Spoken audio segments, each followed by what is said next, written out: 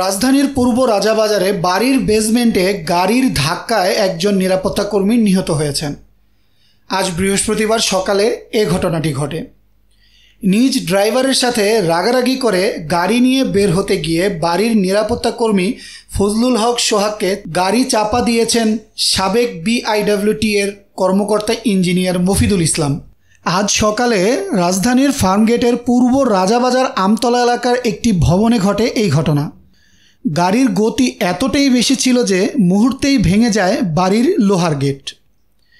Engineer Mofidul ইসলামের ব্যক্তিগত গাড়ি চালক জানান, সকালে হাঁটতে বের হওয়ার পর নিজেই গাড়ি চালু করেন মফিদুল ইসলাম।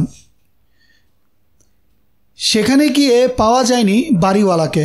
তবে স্থানীয়রা জানান, নিজ ড্রাইভারের সাথে রাগারাগি করে গাড়ি চালাতে গিয়েই এমন দুর্ঘটনা ঘটান ইঞ্জিনিয়ার মফিদুল ইসলাম। তবে এটিকে দুর্ঘটনা বলতে নারাজ এলাকাবাসীরা। এ ঘটনার দৃষ্টান্তমূলক শাস্তি চান তারা।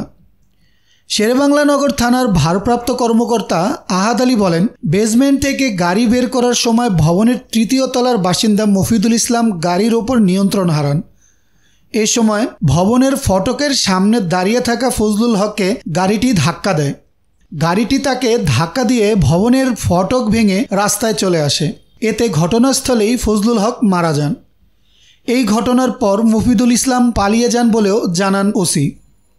নিহত নিরাপত্তা কর্মী ফজলুল হক সোহাগের বাড়ি নেত্রকোনা জেলায়। টানাপোড়েনের সংসারের হাল ধরতেই 1.5 মাস আগে পূর্ব রাজাবাজারের আমতলা এলাকার এই বাড়িটিতে চাকরি নিয়েছিলেন তিনি। ময়নাতদন্তের জন্য মরদেহ সোহরাওয়ার্দী মেডিকেল কলেজ ও হাসপাতালে পাঠানো হয়েছে।